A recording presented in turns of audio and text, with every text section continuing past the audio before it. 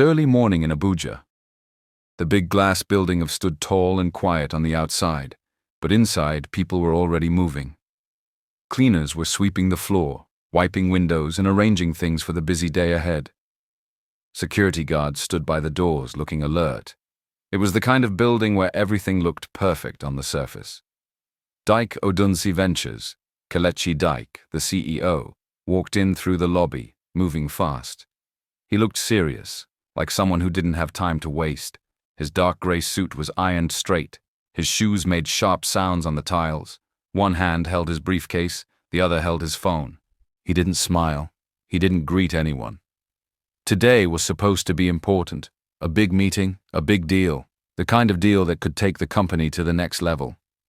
He was just a few steps from the elevator when something unexpected happened. A young cleaner stepped out of the corner quietly and stood in front of him. Her name tag said Amara. She looked nervous. Her cleaning gloves were still on. The mop leaned against the wall behind her. Her uniform was too big for her small frame and her hands were shaking a little. "Sir," she said, almost in a whisper. Kelechi stopped, surprised. Cleaners didn't usually talk to him. He looked at her closely now. Her eyes were red, like someone who had cried or hadn't slept well. She looked scared, but also like she was trying very hard to be brave. "Please, sir," she said again, her voice trembling. "Don't sign anything today." Kelechi blinked. "What are you talking about?" Amara looked down, then back up at him. Her eyes were full of fear. "I had a dream last night," she said. "You were wearing this same suit. You went upstairs and signed some documents. After that, everything changed. I saw people shouting. I saw you losing your company. I saw you crying, sitting alone." Kelechi frowned. He wasn't a man who believed in dreams, especially not from someone he didn't know. "Who are you?" he asked softly. "I'm sorry, sir," she said quickly. "My name is Amara. I had to say something. I know I'm just a cleaner, but if I don't tell you and something bad happens, I won't be able to forgive myself." Kelechi paused. He stared at her for a few more seconds. This didn't make sense. It sounded crazy. He gave a small smile, the polite kind rich people use when they want to end a strange conversation. "Thank you," he said gently, "but I'll be fine." He stepped past her and walked into the elevator. The doors began to close. But before they shut completely, he turned and looked back. Amara was still standing there. Her arms were tight against her chest. Her mop lay forgotten by the wall. She wasn't crying, and she wasn't trying to stop him again. She just stood there, looking at him. And in that one quiet second, Kelechi saw something in her eyes. Something raw, something real, something he couldn't explain. The elevator closed, but her face stayed with him. The elevator doors opened with a soft ding. Kelechi stepped out and walked toward the top floor of Dike Odunsi Ventures. His footsteps were steady, but his mind wasn't. He was still thinking about what the cleaner had told him downstairs. "Don't sign anything today. You'll lose everything, Dot." You were alone and crying. It kept playing in his head like a broken radio. Kelechi was not the kind of man who listened to dreams.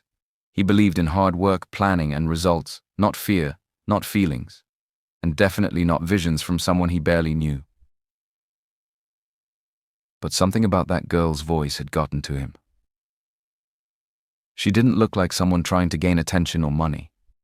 She looked scared, honest, like someone who had seen something too heavy for her heart. As he walked into his private office, the city skyline stretched across the windows behind his desk.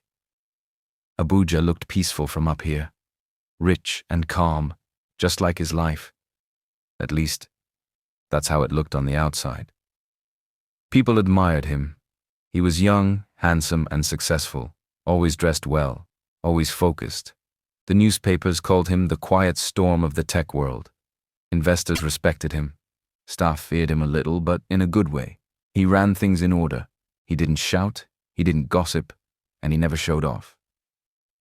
He had built Dike Odunsi Ventures from scratch alongside his best friend, Bode Odunsi. They were called unbreakable brothers. Where Kelechi was calm and private, Bode was bold and loud. Bode wore flashy watches and loved the spotlight. He enjoyed taking pictures with politicians, giving interviews, and throwing big parties after every business win. People loved Bode. He had the smile, the energy, the words. He could walk into a room full of strangers and leave with 10 new friends and 3 new deals. Kelechi didn't mind. He let Bode do the talking while he stayed in the background, watching, planning, and making sure everything ran smoothly. And it worked.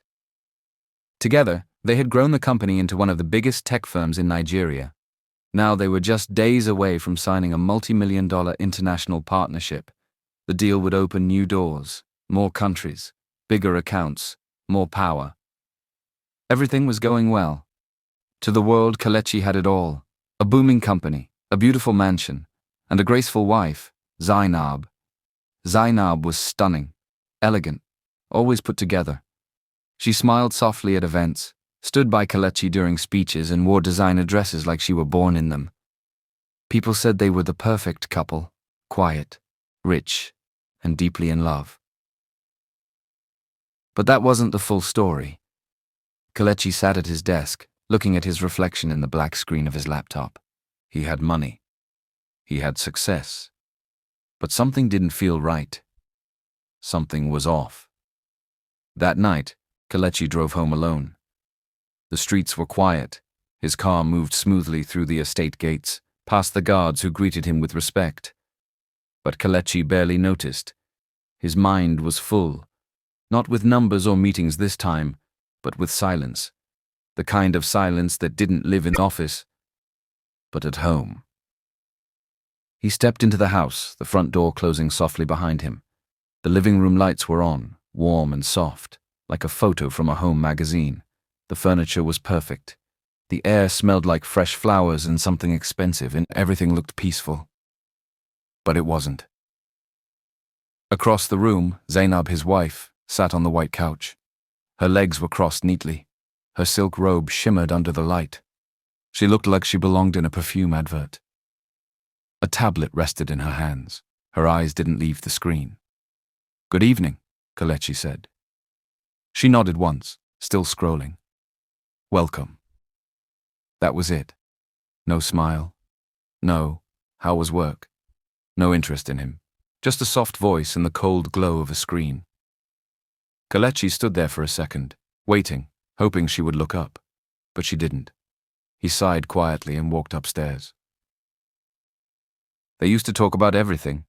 About their dreams, their plans, even their fears. There was a time when Zainab would wait at the door to hug him, when her eyes lit up the moment he walked in. But now they lived like polite strangers. They slept in the same house, ate at the same table sometimes, but it didn't feel like home. Not anymore. In their bedroom, Kelechi removed his tie and sat on the edge of the bed. The silence between them had grown like a wall, higher every week, and somehow neither of them had the energy to tear it down. Zainab didn't fight. She didn't argue. She just stopped trying. They were more like mere housemates now. And maybe he had too. Kelechi rubbed his face slowly. His chest felt heavy, but he didn't know how to explain it. So instead of speaking, he buried himself in work. Emails, reports, numbers, anything to feel useful. Anything to avoid asking himself hard questions. They were husband and wife, but the love felt missing. And as Kelechi lay down that night, he stared at the ceiling and wondered, how did we get here? He had no answer. The next morning, Kelechi arrived at the office earlier than usual. He didn't stop to greet anyone. He didn't wait for coffee. He just walked straight to the top floor, his face calm, but his thoughts spinning. Today was the day. The $100 million foreign investment deal was ready. Everything had been prepared. The legal team was standing by. The foreign partners were waiting on a video call. The final step was simple. Kelechi had to sign. Inside the boardroom, everything was already set. The papers were neatly arranged on the polished glass table. Flags of the 2 countries stood on each side of the screen. Laptops were open. Assistants moved quietly. Bode stood by the window, sipping from a fancy bottle of water. His bright blue suit was sharp, and his gold wristwatch flashed with every movement. "Kelechi, finally," Bode said with a wide grin. "We were supposed to do this yesterday. What happened now?" Kelechi gave a small nod and took his seat. "I just needed time to go over a few things." Bode laughed. "Guy, this is it. This is what we've been building towards. One signature and we go global. You don't want to keep our partners waiting again." Kelechi looked at the papers. His name was printed clearly at the bottom, beside the spot where he was meant to sign. It should have been easy. This was the moment people prayed for. But he just sat there. His hand didn't move. In his mind, he heard Amara's voice again. "Don't sign anything today." Kelechi glanced at Bode. His friend was smiling, relaxed, confident. But something didn't feel right. It wasn't just the dream anymore. It was something deeper, a quiet warning in his chest. "I'll need more time," Kelechi said calmly, pushing the papers back gently. Bode blinked. "Again?" Kelechi nodded. "I just want to double-check the payout structure. Some things look different from the earlier version." Bode raised an eyebrow. "Bro, we've been working on this for months." "Everything's in place. I have checked it." "I know," Kelechi said. "It won't take long." Bode smiled, but his eyes didn't match the smile. "All right," he said slowly. "Do your thing. But don't take too long, yeah?" Kelechi gave a small nod. Inside, his heart was beating fast. He didn't know what was going on, but something told him. He was not supposed to sign. While Kelechi sat in his office, staring at the unsigned documents, thinking, wondering what was wrong, Amara was in the lobby quietly mopping the floor. She moved carefully, wiping the same shiny tiles she had cleaned 100 times before. No one noticed her. People walked past like she wasn't even there. Suits, heels, laptops, everyone busy, everyone important. But Amara didn't mind. She was used to being invisible. Her back ached from bending. Her hands were dry from soap water, but she kept going. She needed this job. She had no choice. Amara was 22 years old, a soft-spoken girl with tired eyes and a deep strength inside her. She used to be a student, economics major at the university. She loved school. She loved learning. Her dream was to work in finance one day, maybe even start her own business. But dreams can wait when your mother is sick. Her mother had fallen ill, badly. The hospital bills were high. Her health kept getting worse. Amara had to drop out. There was no one else to help. No father, no siblings, just her. She packed her books, folded her clothes, and left school. She came to the city and took the first job she could find, cleaner at Dyke Odunsi Ventures. The uniform was big, the pay was small, the hours were long, but it gave her just enough to buy medicine and send money home. Amara didn't complain, but she noticed things. She watched people, listened to voices, paid attention to details that others ignored. She had always been that way, quiet on the outside, wide awake on the inside, and sometimes she dreamed. Not normal dreams, strange ones, real ones. She had dreamt about her neighbor's fire the night before it happened. She had dreamt about her uncle's collapse weeks before it came true. And last night, she had dreamt about Kelechi Dyke. She saw him in a sharp grey suit, smiling as he signed a paper. But the smile faded. The room grew dark. People shouted. Police came. He was alone, holding his head. Everything gone. When she woke up, her heart was racing. She didn't know why she had dreamt about him. They had never spoken before. She told herself to ignore it. But as soon as she saw him in the lobby that morning, wearing the same suit, she knew it wasn't just a dream. It was a warning. And she had to speak. Even if he didn't believe her. Even if it cost her the job. Now, as she wrung out the mop and wiped the sweat from her forehead, she didn't know what Kelechi had decided. But she hoped, deep in her heart, that he had listened. Later that night, Kelechi sat quietly in the bedroom working on his laptop. The room was peaceful. Too peaceful. Zainab sat on the other side, curled up on the couch near the window. She wore a silk robe, her legs tucked under her, Her face glowed from the light of her phone. Kelechi glanced at her. She hadn't said a word in almost an hour. No questions. No, "How was your day?" Just silence and screen tapping. Then something caught his eye. Her phone lit up. A call came in. She looked at it for a second, then stood up slowly and walked out of the room, still on the call. Kelechi paused. It could have been anyone. A friend, a cousin, a late message. But something about the way she left, quiet, careful, holding the phone close, made his heart feel strange. After 10 minutes, she returned. Her face looked normal, like nothing had happened. She sat back down and started scrolling again. Kelechi looked at her phone screen out of the corner of his eye.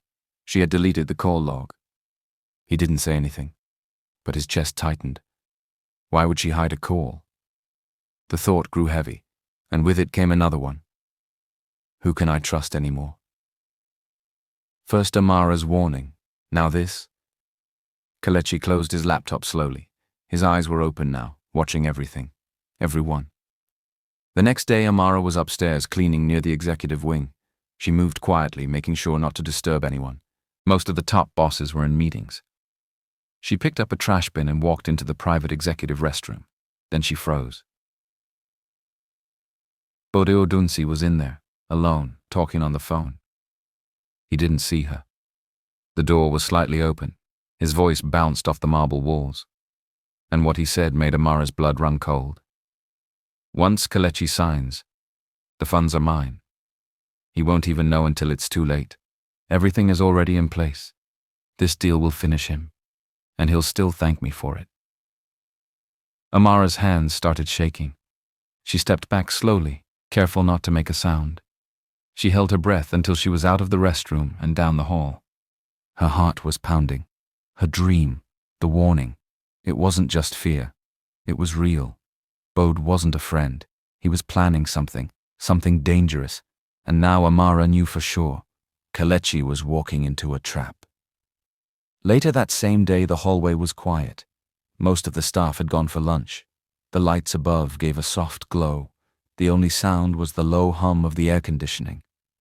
Amara stood near the wall, holding a mop but not cleaning. She was waiting. Her heart beat fast in her chest. Her hands felt cold, but she knew what she had to do. Then she saw him, Kelechi Dyke, walking toward the elevator alone, reading something on his phone. This was her chance. She stepped forward quickly. "Sir, please." Kelechi stopped and looked up. His eyes met hers, surprised again, just like the first time. "Amara," he said slowly, "is something wrong?" She nodded, breath shaky. "Sir, I know how this must sound. I know I'm just a cleaner, but I heard something today. Something I think you need to know." Kelechi looked around. The hallway was empty. He lowered his voice. "Go on." Amara swallowed hard. "Your friend, Mr. Bode, he's not who you think he is." Kelechi blinked. "What do you mean?" "I heard him on a phone call, in the executive restroom. He said once you sign the deal, the funds will be his, that you wouldn't even know it until it was too late." Kelechi's face changed, slowly, from calm to confused to tense.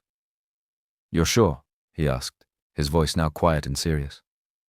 Amara nodded. "I didn't mean to hear it. But I did. I don't want to cause trouble.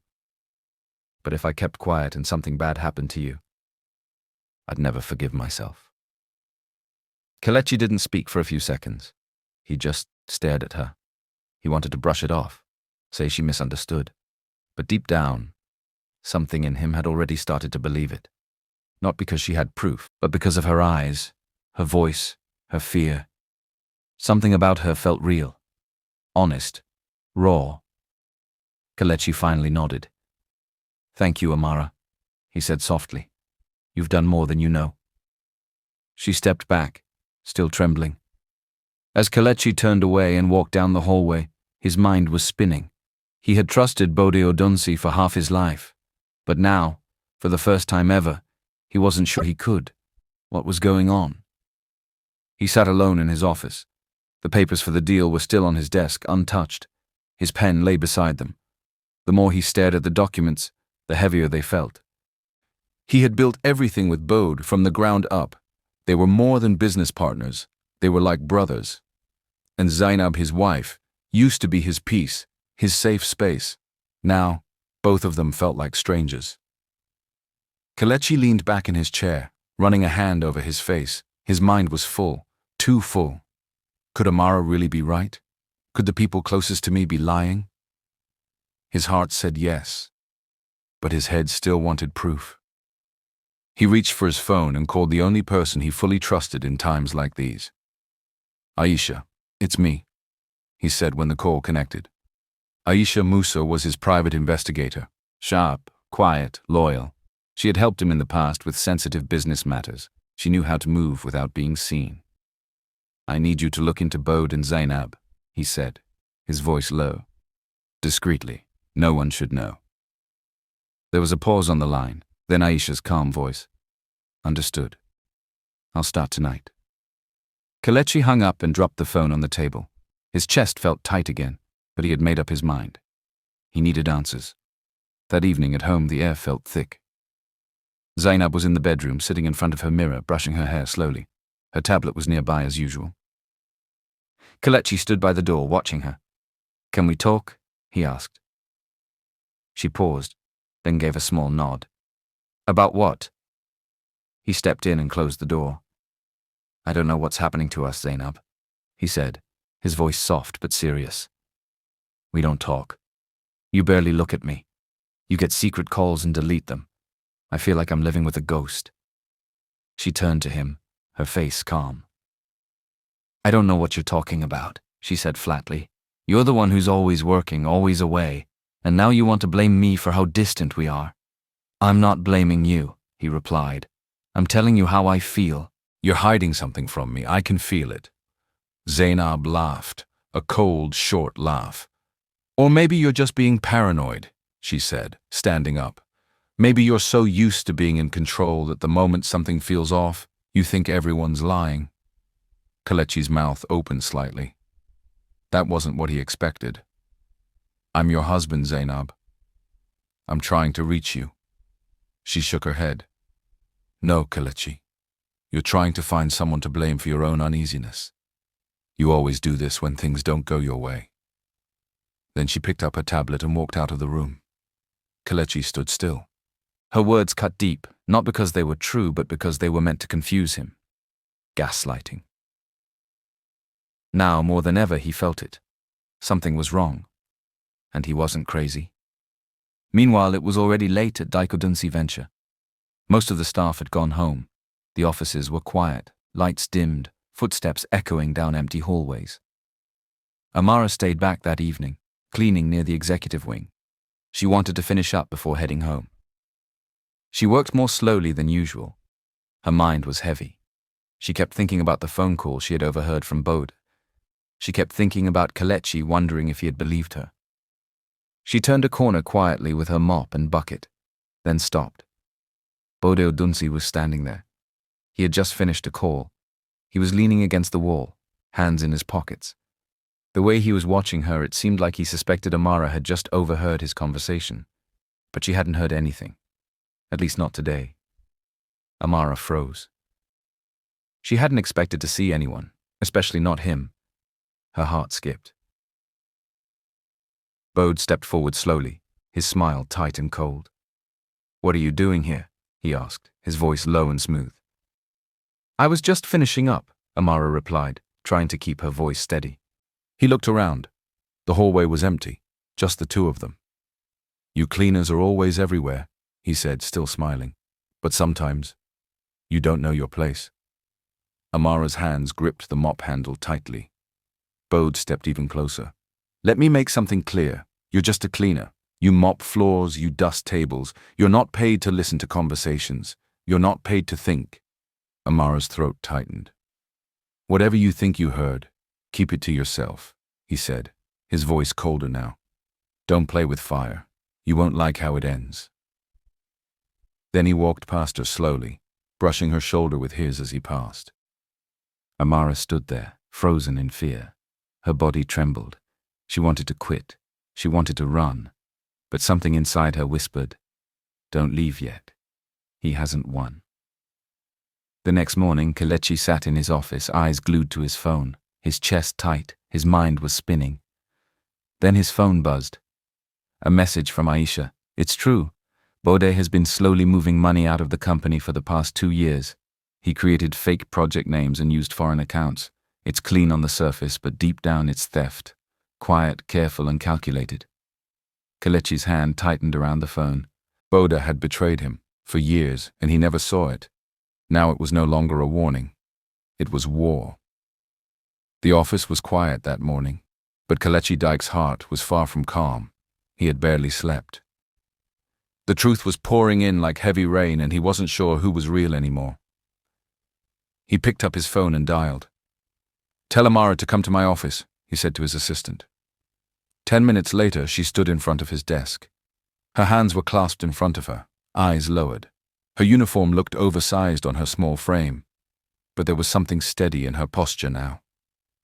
Kelechi looked at her for a long moment, then asked softly, "How did you know?" Amara looked up, her voice calm but full of emotion. "I didn't know, sir," she said. "I only saw. I don't understand these business things. But I saw you signing something. And everything went dark after that. I feared for your life, not your money." Kelechi leaned back in his chair, visibly shaken. This girl, this young cleaner, had done more for him than anyone else in his life. And her warning, it wasn't nonsense. It was real. That afternoon, Kelechi made a decision. He called for another meeting with Bode. "We'll sign tomorrow," he said casually, keeping his voice steady. "Everything looks fine now." Bode smiled widely. "I told you. This is it, bro. Tomorrow's going to be big." Kelechi forced a smile back. Yeah, big. But deep inside, he was burning. He knew now that Bode was not his brother. He was the snake under the table. Meanwhile, Aisha was digging deeper. She had already traced the fake projects Bode used to steal from the company, but now something new had come up. She met Kelechi in a quiet restaurant that evening. Her face was serious. "There's more," she said. Kelechi looked at her. "Go on." "One of the offshore accounts is under a shell company, and guess whose name is linked to it?" Kelechi frowned. "Whose?" "Zainab's." Kelechi sat back, breath caught in his throat. "And that's not all," Aisha added. "She's romantically involved with Bode. They've been meeting in secret for months. We have text records, payments, locations." Kelechi didn't say anything. He couldn't. His world had already been cracking, but now it shattered. His wife, his best friend, together, lying to him, stealing from him, sleeping under his roof and laughing behind his back. He closed his eyes slowly. Amara's dream wasn't just a warning. It was a prophecy, and now he knew what he had to do next. The next day, the office was buzzing. Cameras were being set up. Chairs were arranged neatly in the conference hall. Staff moved around quickly, fixing the lights, placing flower stands near the entrance, preparing drinks for guests. Today was supposed to be a celebration, the day Dyke Odunsi Ventures closed the $100 million deal. At the center of it all stood Bode, smiling, shaking hands, giving instructions. He wore a dark blue suit and a gold tie. His confidence was loud. He laughed with the press, clapped backs, and spoke into the camera like a man who had already won. Beside him, Kelechi stood quiet, very quiet. His face was calm, but his chest felt like it was on fire. He had spent the night before in complete silence. Zainab had moved around the house like nothing was wrong. She greeted him softly, told him about a new spa she wanted to try. She even asked what he wanted for dinner. Kelechi didn't answer. He didn't fight. He didn't scream. He just watched her, knowing what he now knew. He slept in the guest room. She didn't ask why. Now, in the office, the ceremony began. Journalists took photos. Some investors logged in virtually. The staff gathered at the back, clapping and smiling. Bode stood in front of the mic, all charm. "Today, we take a bold step into the future," he said, flashing that polished smile. "Thanks to my brother, Kelechi, a man of vision, a man of trust, a man I've built this company with from the ground up. Kelechi stood beside him, holding the contract. Everyone waited for him to sign. The cameras zoomed in. Boda leaned close, whispering, "Let's make history." Kelechi looked down at the pen, then at the crowd, then at Bode. He didn't say anything.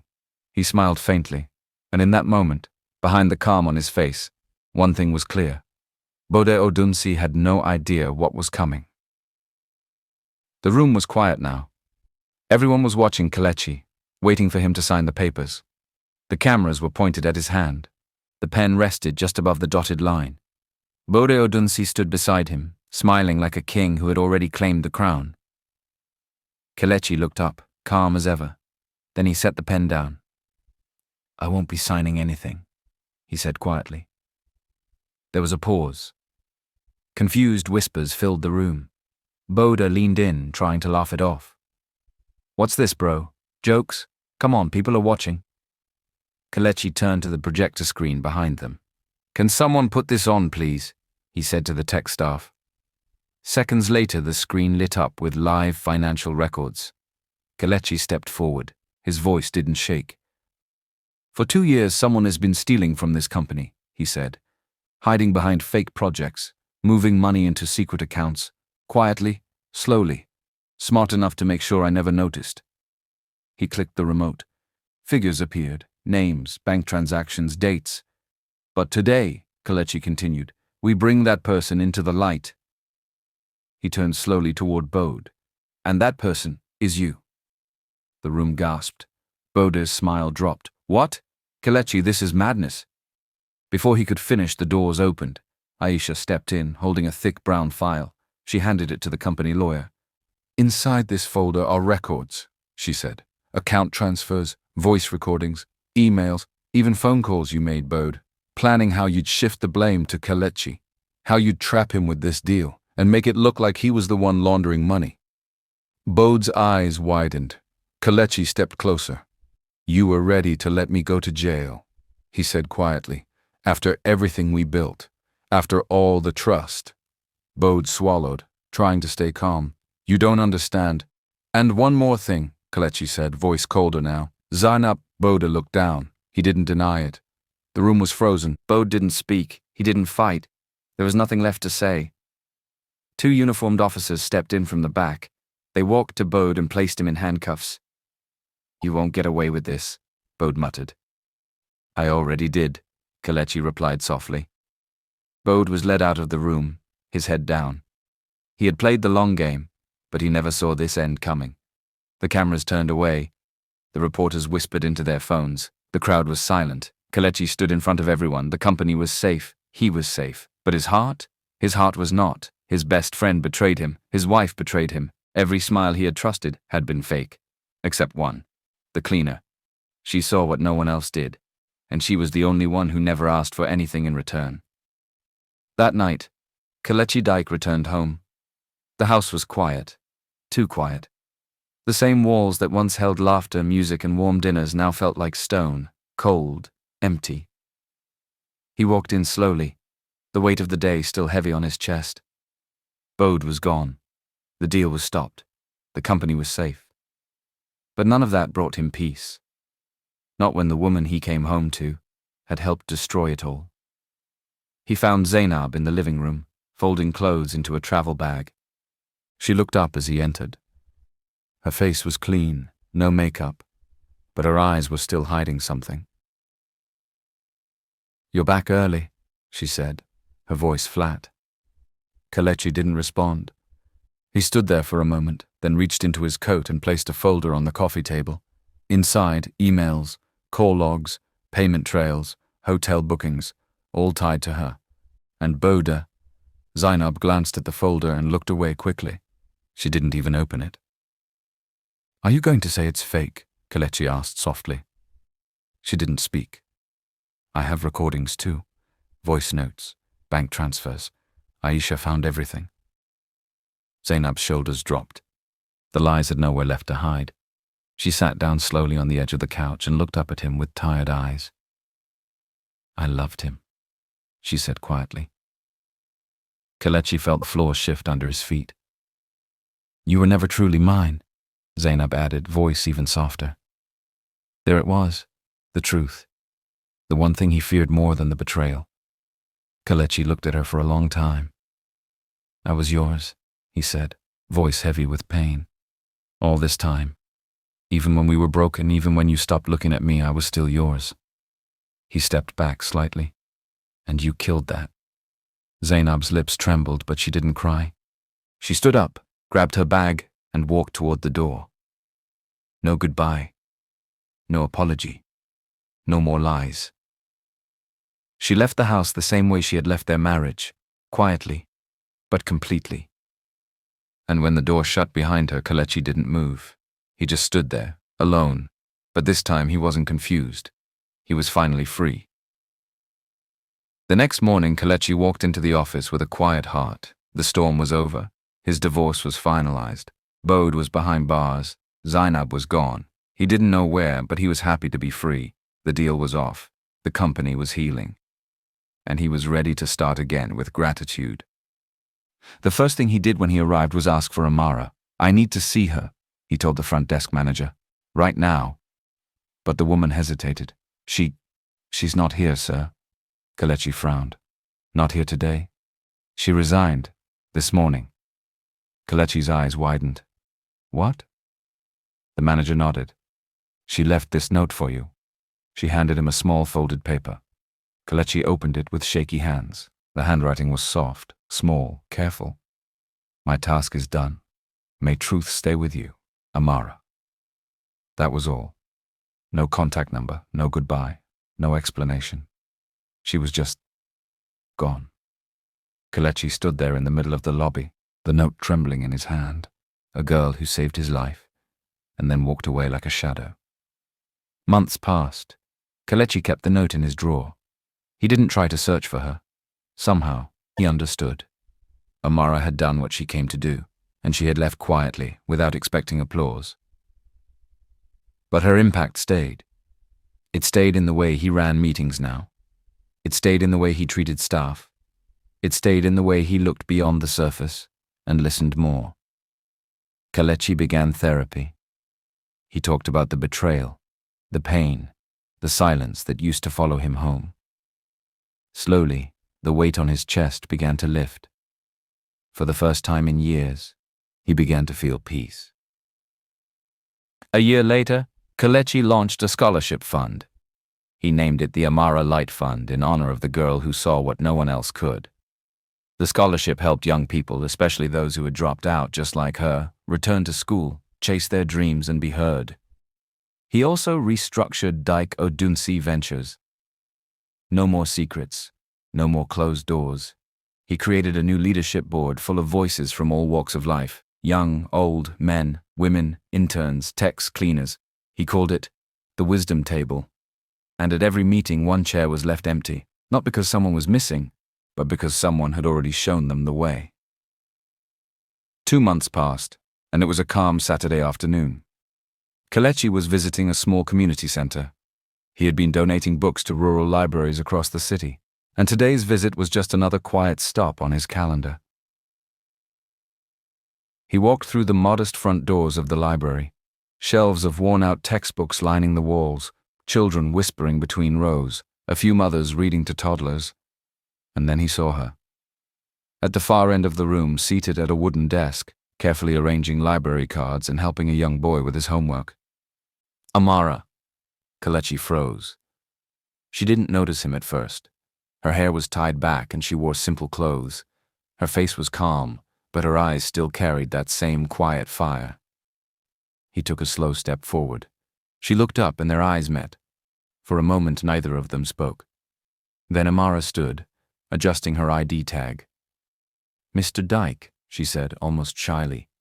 Kelechi smiled. "I've been hoping I'd find you," he said. She gave a small smile back, a little unsure. "You disappeared." "I had to," she said softly. "I needed to start over and study. I'm back in school now, economics part-time. I work here in the afternoons." Kelechi's chest warmed with pride. "You've always belonged in a classroom more than a mop," he said gently. "But I have another offer." Amara tilted her head. I want you to join our new ethics and oversight team at the company. You'll help us build something better. You'll be trained, guided, paid properly, and listened to. Amara's eyes widened. You want me to work for you again? No, Kelechi said. I want you to work with me. A few weeks later, Amara walked into the tall glass building of Daikodansi Ventures once more. But this time she wasn't wearing a cleaner's uniform. She wore a crisp blouse, dark slacks, and carried a sleek notebook in her hand. Her name tag read, Amara Nwafor, Executive Intern, Ethics Team. As she walked through the lobby, staff paused. Some whispered. Some stared. A few smiled in shock. But she didn't stop. She walked with calm, quiet dignity.